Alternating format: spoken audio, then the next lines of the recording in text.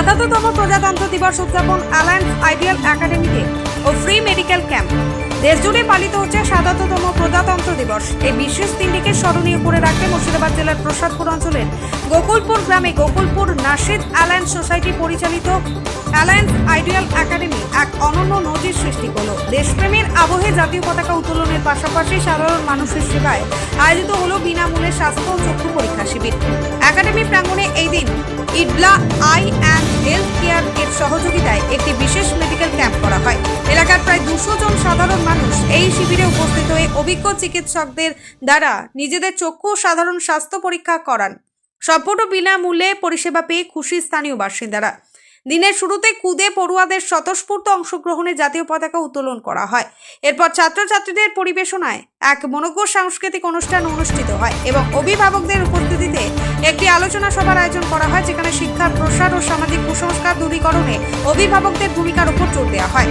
অনুষ্ঠানটিকে সাফল্যমণ্ডিত করতে উপস্থিত ছিলেন আব্দুল লতিফ সরকার কর্ণধর, অ্যালায়েন্স আইডিয়াল একাডেমি ও সম্পাদক, গোকুলপুর নাশিদ অ্যালায়েন্স সোসাইটির আবুল কাশেম শেখ সহ শিক্ষক, বারুইপাড়া উচ্চ বিদ্যালয়, লাল মোহাম্মদ শেখ ক্যাসিয়ার, বালি সমবায় কৃষি উন্নয়ন সমিতি, আসগর আলী শেখ বিশিষ্ট সমাজসেবী, শ্রী মৃণাল মণ্ডল বিশিষ্ট সমাজকর্মী ও একাডেমির শিক্ষক শিক্ষিকা বৃন্দরা।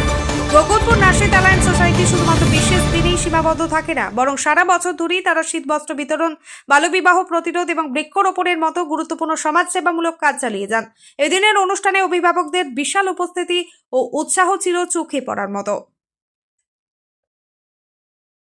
হ্যাঁ, আমরা 26শে জানুয়ারি প্রত্যেক বছর এবছরে পালন করলাম। এটা ৭৭তম প্রজাতন্ত্র দিবস।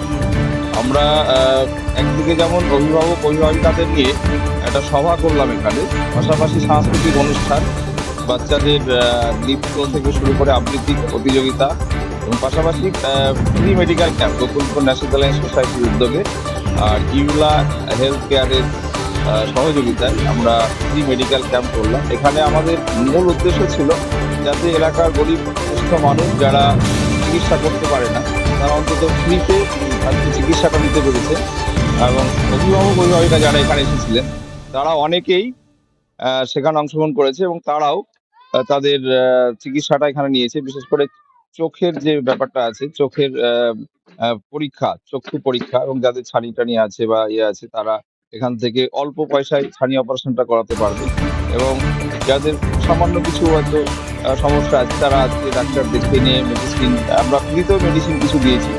এবং যারা এমনি চিকিৎসক, যারা ফিজিশিয়ান ছিলেন, তারা ট্রিটমেন্ট করেছেন 5 বছর প্লাস যারা আছে শিশু প্লাস অভিভাবিকা, তারাও অনেকে দেখিয়েছেন। আমাদের প্রায় 150-র উপরে আজকে এন্ট্রি হয়েছে, প্রায় 200 মতো আর ফ্রিতে ট্রিটমেন্ট আমরা করতে পেরেছি।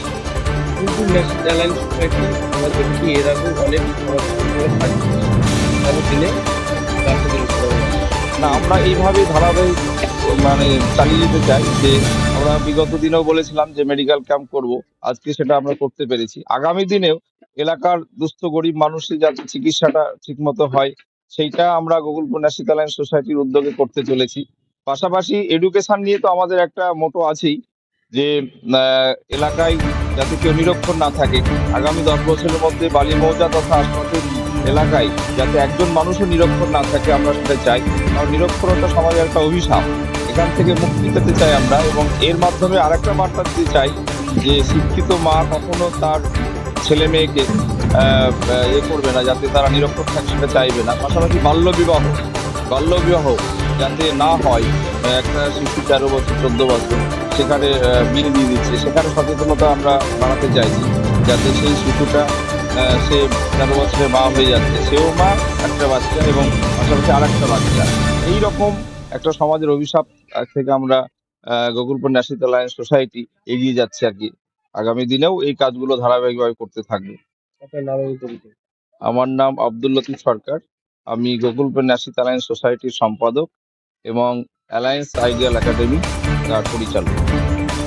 অ্যালায়েন্স আইডিয়াল একাডেমির পক্ষ থেকে 25 বছরের এবারও একটা অনুষ্ঠান করা হয়েছে।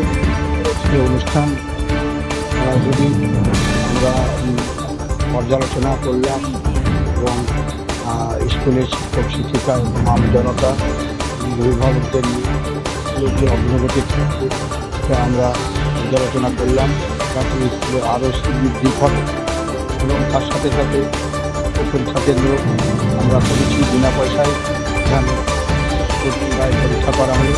আগামীতে আরও এগুলো বেশি করে এই সমাজসেবা করা হবে এবং এই স্কুলে যাতে আরও শ্রীবৃদ্ধি ঘটে, এই বলে আমি সকলকে ধন্যবাদ জানিয়ে আমার নাম লাল মোহাম্মদ শেখ।